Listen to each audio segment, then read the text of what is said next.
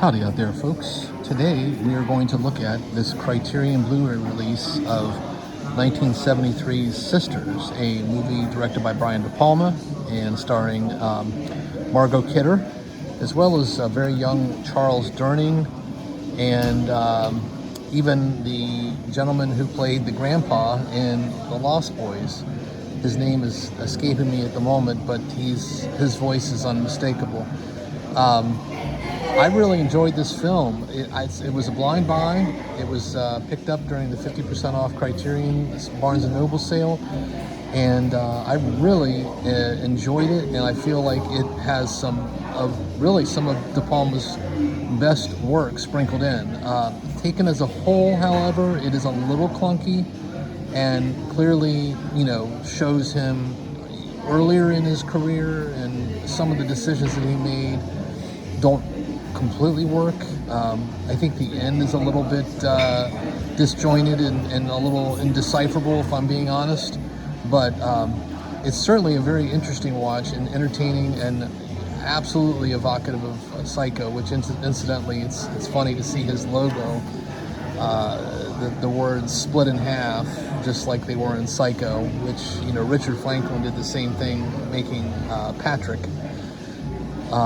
He's another Hitchcock disciple, but absolutely worth a watch. And I think if I had to rank it, I'd put this film in the middle of De Palma's work in terms of quality.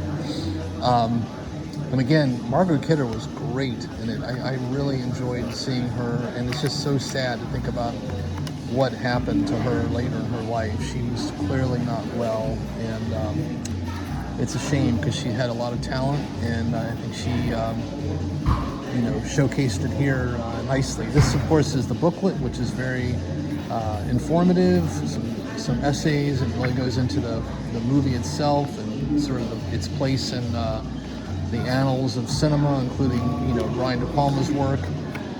There's a couple of really nice interviews in the supplemental section, including a really interesting interview with Margot Kidder back in 1970 with Dick Cavett on the Dick Cavett Show, and Janis Joplin was on the show that evening as well. And it's just a really interesting snippet that showcases how, I think, just completely real the Dick Cavett Show was. There was no pretense with his questioning of his guests. I think he did such a great job, even if it meant being a little bit awkward and uncomfortable. I think that's what made him so endearing, was that you always felt like he was being genuine with his guests and letting them speak.